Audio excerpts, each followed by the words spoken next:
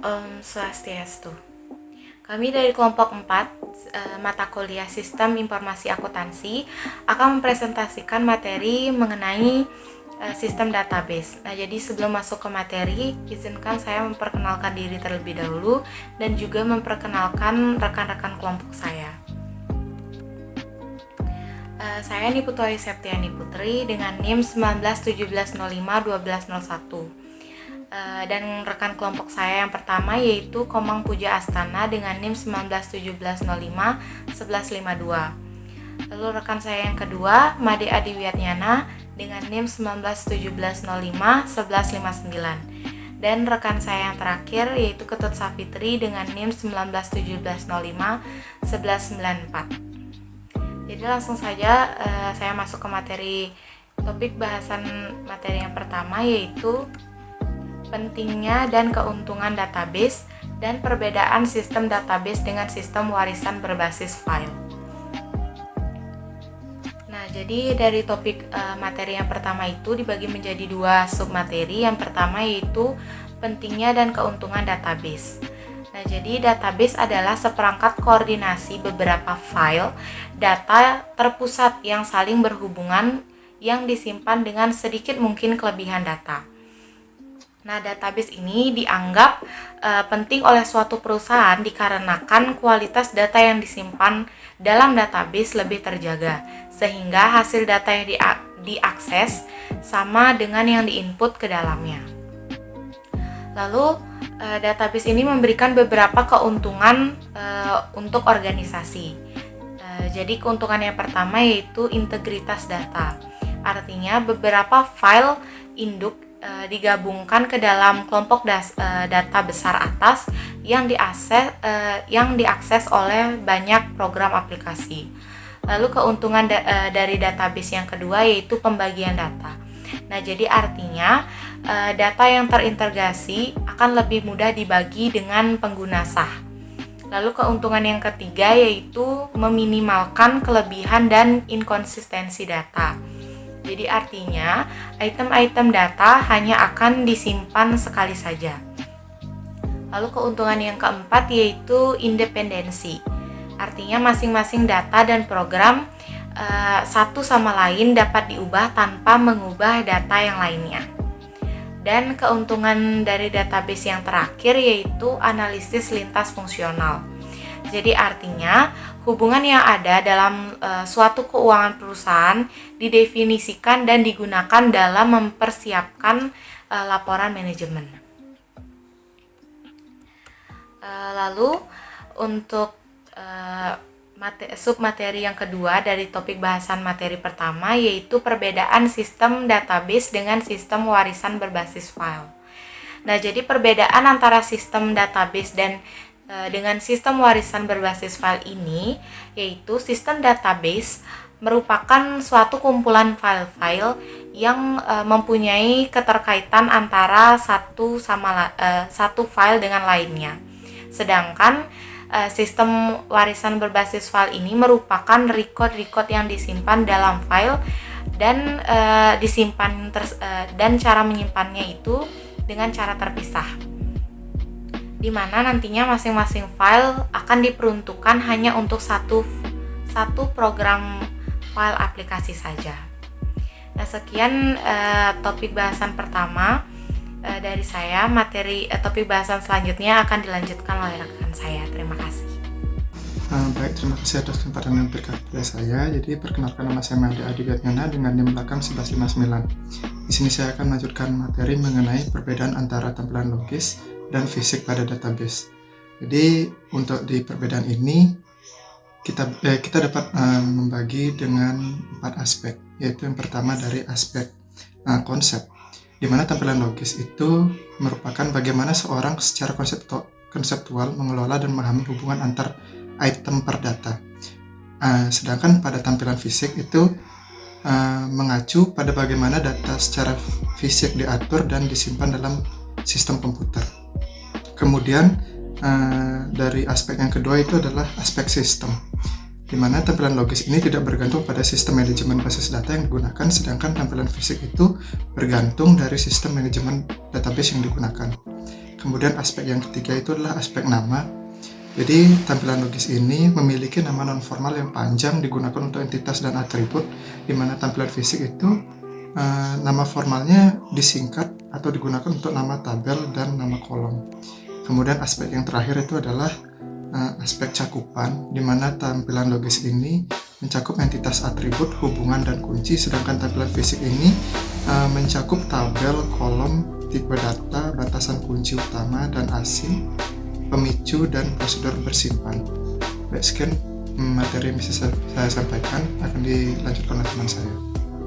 Baik, terima kasih atas kesempatan yang telah diberikan kepada saya. Sebelumnya perkenalkan, nama saya Kata Safitri dengan NIM 1917051194. Baik, di sini saya akan melanjutkan presentasi dari rekan saya. Materi yang akan saya bahas yaitu konsep fundamental sistem database.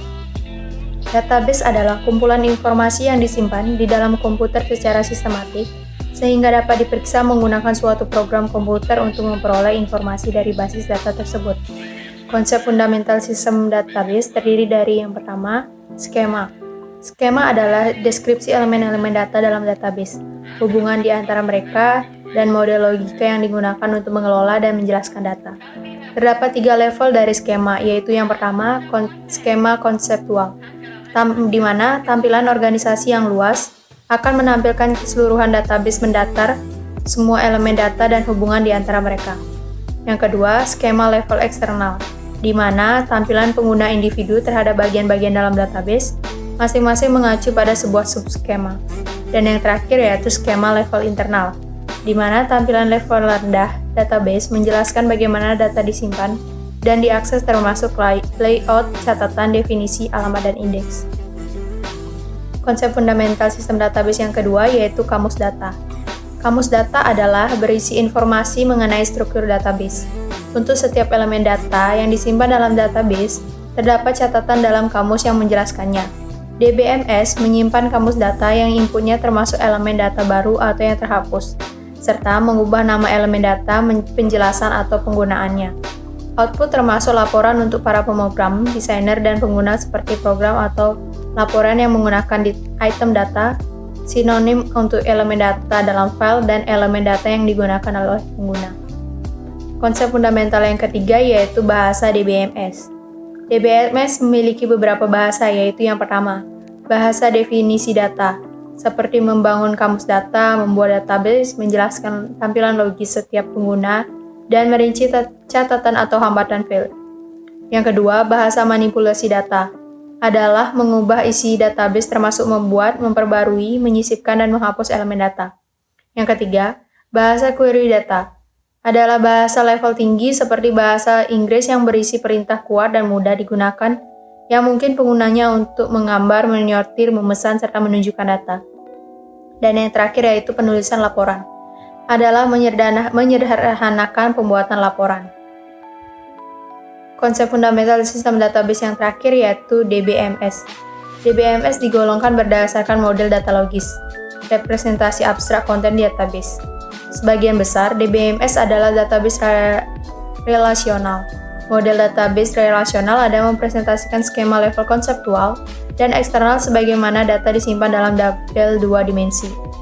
Data benar-benar disimpan dalam tabel tetapi dengan cara dijelaskan dalam skema level internal. Baik, sekian dari presentasi saya. Materi selanjutnya akan dijelaskan oleh rekan saya. Terima kasih. Baik, terima kasih atas waktu yang diberikan kepada saya. Terlebih dahulu, perkenalkan nama saya Komang Puja Astana dengan NIM 1917051152. Saya akan menjelaskan tentang database relasional dan mengorganisasikan data. Database relasional DBMS digolongkan berdasarkan model data model logis, atau representasi abstrak konten database. Model data relasional data model, mempresentasikan skema level konseptual dan eksternal sebagaimana data disimpan dalam tabel 2 dimensi. Data benar-benar disimpan dalam tabel, tetapi dengan cara yang dijelaskan dalam skema level internal. Setiap baris dalam tabel disebut tuple, disebut juga dengan couple, yang berisi data mengenai komponen spesifik dalam tabel database. Setiap kolom berisi data mengenai atribut entitas. Tipe-tipe atribut. Kunci utama primary key adalah atribut database atau kombinasi atribut yang secara khusus mengidentifikasi suatu baris tertentu dalam sebuah tabel. Biasanya kunci utama adalah atribut tunggal. Dalam beberapa tabel, 2 atau lebih atribut dibutuhkan untuk mengidentifikasi secara khusus baris tertentu dalam tabel. Kunci asing void key merupakan atribut dalam tabel yang juga merupakan kunci utama dalam tabel lain dan digunakan dalam menghubungkan dua tabel. Selain kedua kunci tersebut, atribut non-kunci lainnya dalam tabel menyimpan informasi penting mengenai entitas. Dampak dari beberapa penyimpanan file. Penyimpanan file data faktor penjualan adalah sederhana. Salinan faktor disimpan dalam lemari file. Penyimpanan data yang sama dalam komputer lebih kompleks dan beberapa cara untuk menyimpan informasi ini yaitu 1. Menyimpan semua data dalam satu tabel. Menyimpan data penjualan dalam satu tabel memiliki dua kerugian. Pertama, ia menyimpan banyak kelebihan data. Beberapa kelebihan membuat pemeliharaan membutuhkan banyak waktu dan rentan akan kesalahan error.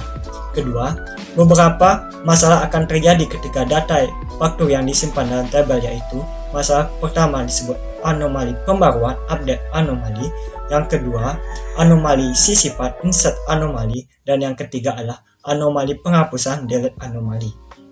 Kedua, memvariasikan jumlah kolom. Merupakan mencatat faktor serta data sekali dan menambahkan kolom tambahan untuk mencatat setiap item yang terjual. Meskipun dapat mengurangi kelebihan data dalam mengeliminasi beberapa anomali yang terkait, alternatif ini memiliki beberapa kelemahan. Salah satunya yaitu banyak jumlah item yang meninggalkan ruang untuk setiap baris. Ketiga, solusi seperangkat tabel. Permasalahan penyimpanan dalam hal tersebut dapat diselesaikan menggunakan database relational database yang merupakan database yang dibangun menggunakan model data relasional karena database relasional mempresentasikan data relasional yang terstruktur dengan baik. Persyaratan dasar database relasional. Pedoman yang digunakan untuk mengembangkan database relasional struktur dengan tepat yaitu 1. Setiap kolom dalam baris harus dinilai tunggal. Dalam database relasional hanya ada satu nilai per sel. Kedua, kunci utama tidak bisa nol. Kunci utama tidak bisa secara khusus mengidentifikasikan baris dalam tabel jika nilainya 0, kosong. Kunci utama tidak nol memastikan bahwa setiap baris dalam tabel menampilkan sesuatu dan dapat diidentifikasi. Ini mengacu pada aturan integritas entitas, entity integrity rule. Ketiga, kunci asing jika bukan nol harus memiliki nilai yang sesuai dengan nilai kunci utama pada tabel lainnya. Kunci asing menghubungkan baris pada tabel dengan baris pada tabel lain. Batasan ini yang disebut dengan aturan integritas referensi, memastikan konsistensi database. Kunci asing dapat berisi nilai 0, contohnya ketika pelanggan membayar secara tunai.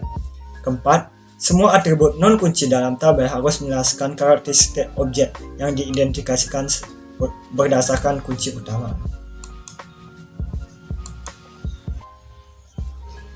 2. Pendekatan untuk desain database.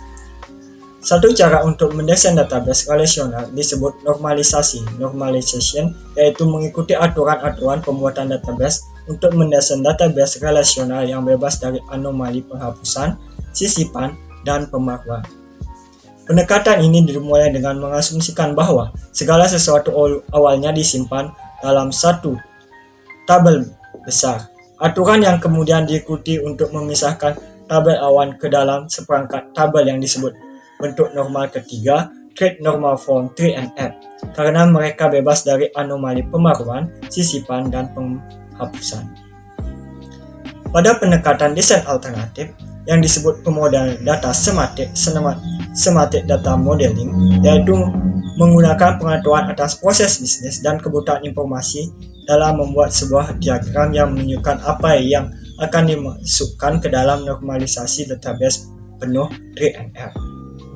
Secara lebih singkatnya, pendekatan ini melakukan pendesainan menggunakan pengetahuan atas proses bisnis dan kebutuhan informasi untuk membuat diagram yang menunjukkan apa yang dimasukkan dalam database.